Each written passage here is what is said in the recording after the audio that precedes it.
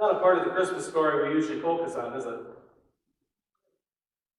We don't think much about what happened here.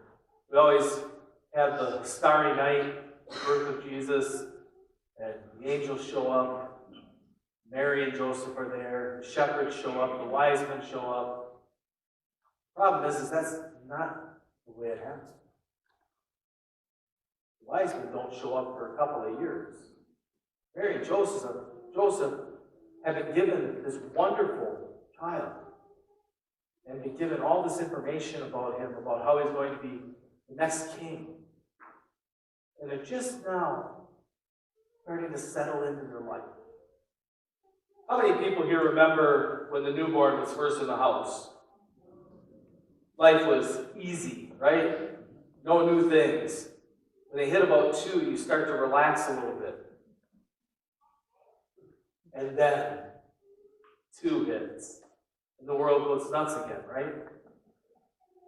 Now they're destroying things, and climbing things, and anything they can get their hands into, and they're saying things you wish they wouldn't say, and repeating everything you say. Mary and Joseph have just come to a point where they're starting to get comfortable. And these kings show up. Imagine, you're sitting at home. Everything's been quiet for a while now. And all of a sudden the police show up at the door. You thought everything was good, but now they're here. And you're uncomfortable again, right? And then they give you these gifts. How many people here are confused by the gifts that the kings give? Nobody? Okay, well, let's go home. Gold, frankincense, and myrrh, right? We've all heard the sermons about it. Gold to show that he was kingly. Frankincense was an incense that was burned in order to raise prayers up to God. Had a nice smell. And then myrrh. At that time, everybody would have known what myrrh was for. We don't have a clue, do we? Myrrh was to embalm the body. It was to keep the stench down while you had the viewing.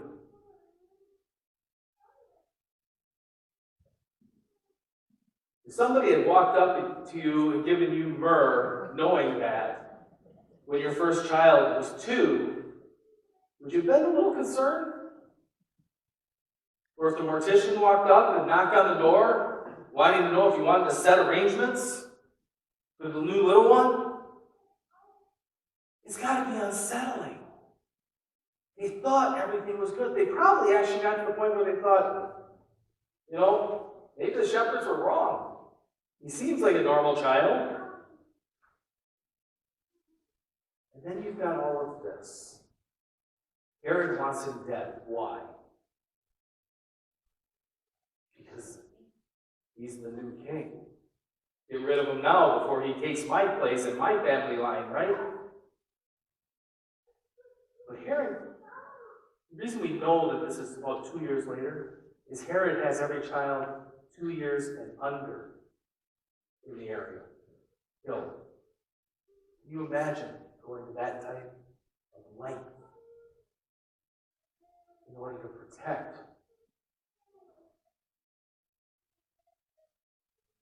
And then they hear about it. And Joseph gets another visit from an angel. If you've been following our story as we're going through. And then Joseph gets a visit. Joseph gets a visit. Joseph gets a visit. That's Matthew. Joseph gets his visit and says, go to Egypt. Time out. Why? Does it sound like anything else you know about? The Israelites in the time of Joseph. Oh, look at that. Similar name even. You think maybe there was some planning on this little part of the story? Joseph is in Egypt. He stockpiles everything, and his brothers who sold him into slavery go down because there's a famine, and they end up staying there. And until such time as Moses comes along and sets them free. Jesus is following in the footsteps of his ancestry. You might have heard of the first Adam, second Adam. Because of the first Adam falling to sin, the second Adam, Christ, will raise us up. This is part of that thought process. But I have a point to giving you all this odd information. How many people here have had hard times in their lives? How many people here just about have gotten on their feet and somebody pulls the rug out from underneath them? How many people have heard somebody go something like this? It's okay. God's got a plan. This is God's plan. It's all going to be... That's not the God I've met. Is it the God you've met? Well, let's see how much good old Lois can take. We'll just pull the rug out from under her again. Right? It's all part of God's plan. Don't worry. No. There's a plan. And God takes those moments, those hard times, and uses them.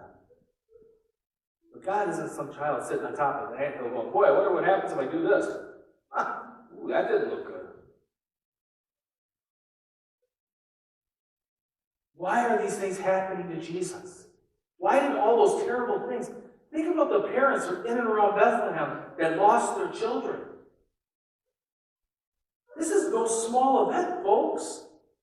It sounds like the news today, doesn't it? This is no small thing. He had every child under the age of 2 in and around Bethlehem killed.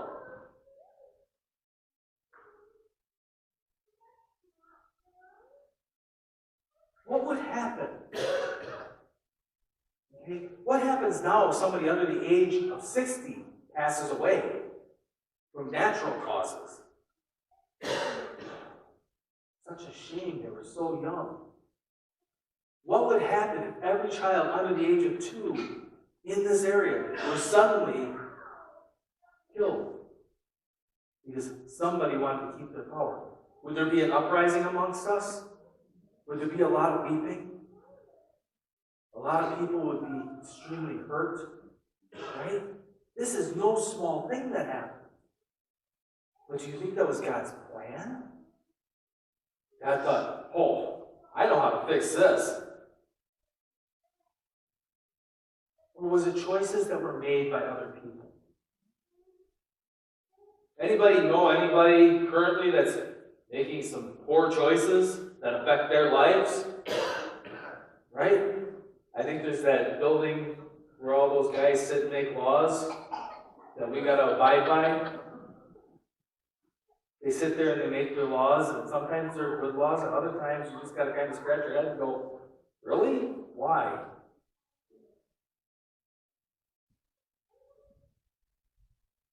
People make choices we can do nothing about. God gave us free will to love or not love, to do good or not do good. We make those choices. And sometimes we make the wrong ones, right? Anybody here ever make a wrong choice? And we do our best to correct it, right? But God is there walking with them the entire way. God sends an angel to Joseph and says, keep going. This is going to happen.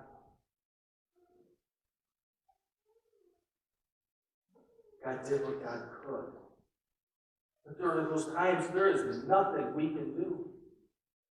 Short of God coming down and becoming a puppet and going, okay, John, here's how it's going to work. Turn around, I'll make you speak. Which wouldn't work, right? That's not the way God does things. Did John make some poor choices? We're not going to ask what poor choices he's made, because I'm sure his wife would be happy to tell us. But bad things happen. The question is are you going to have faith enough in God to know God has your best interest in mind and is walking with you? Can you take all the love and the joy and all of the excitement that happened over the last 6 weeks and place that energy into your faith life now for when those hard times come? To bake some of that up. Anybody here have a 401k they're building for retirement? Or drawing on a 401k because they're now retired? Or a pension, right? We save up for the future. How many people here stop and think about saving up for the future for their spiritual lives?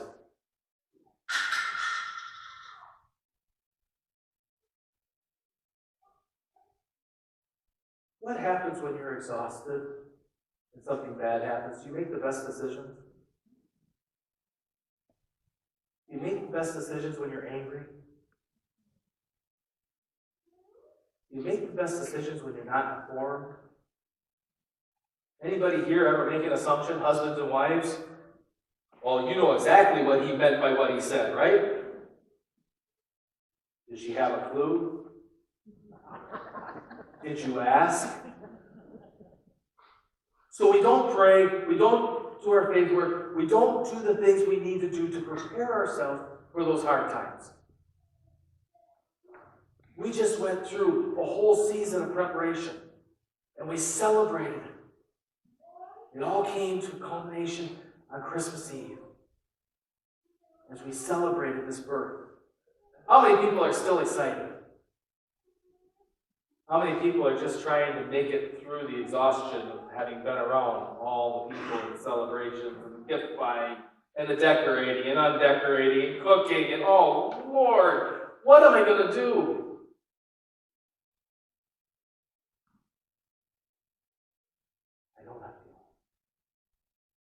But if you don't make some stuff, if you don't stop and take time to spend with your God, to get to know God, to stop and think about things like, would God allow, or why does God allow? Oh, wait a second. Have my poor choices affected anybody?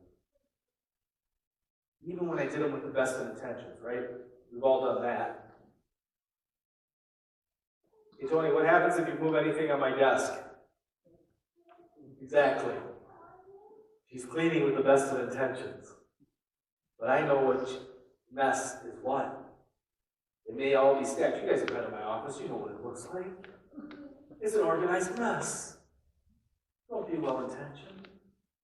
Please. But we get that way. Well-intentioned. We make mistakes. Do we stop and fix them? We take time to prepare ourselves for when the hard times are going to come. We just got all done with family. How many people breathed a great big sigh of relief when the family left?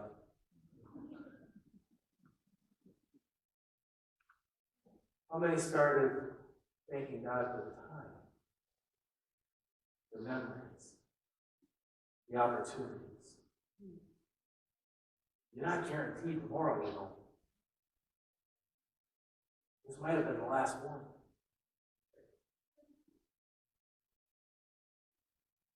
God is giving us the opportunity as we prepare to bank. Gives us the opportunity to place our faith. Here's the problem. If you don't have a prayer life, are you ever going to be able to listen? If you never have a conversation? I mean, I know that Bill is quiet, but something tells me that you guys have had some conversations. That you've learned what that sigh means that she makes. Right? You know what that eye roll is. But if we don't do that with God, if we don't take the time, how do we know what God is trying to communicate to us? See, because there's going to be a period of time where everything feels like it's okay. But something's coming. That's part of life, right? Bad things happen. But they're not so bad if we prepare ourselves. And I'm not talking about walking around going like this all the time, hoping that the other shoe doesn't hit you. being pessimistic. I'm talking about taking the time that you've got and using it. Rejoicing. Making each day a little Christmas.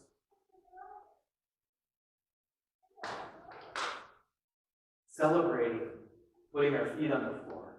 That Christ gave us a new slate today. That we have the opportunity to make things right. That regardless of what happens today, God will be there with you. Have you ever given thought to that? To stop and just give thanks for the life you've got, for the opportunities that God has given. You took all this time to prepare. Did you get to enjoy it? Or was the preparation of the house just your winter cleaning that has to happen so nobody sees the dust on the shelf? Or a reason to get out the good china? Did you take time to celebrate the people who came to you? Regardless of what their choice was. And will you continue to do that tomorrow? Hard times are going to happen. There's no getting around it. But God is with us. God is with Christ. God was with his people in Bethlehem. Never left their side.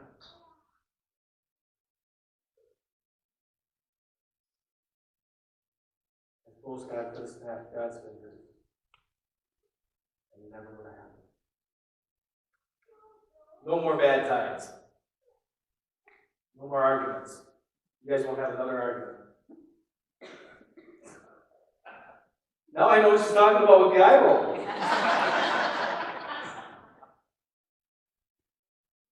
Is that realistic? Or is the reality that they can celebrate one another? And would that change the next argument? Would that change the next, oh no, look what I did?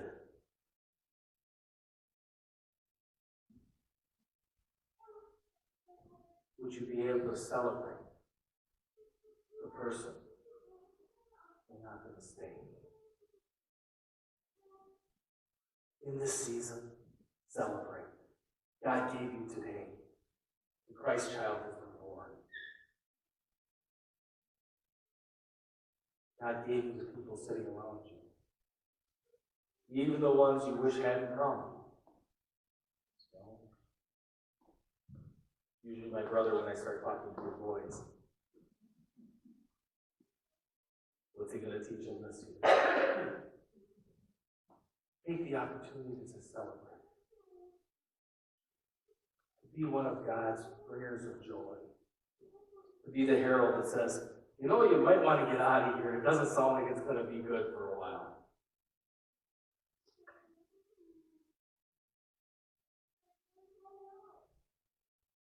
Maybe it's time that we just sit back and take in the world for what it is. God's broken creation. Broken by who? Us. And yet God chooses to be here. To walk with us in all of it. Call us away from it. To show us moments of joy. To bless us in ways we never thought possible. May you be that blessing to someone else. And may your blessings abound as you celebrate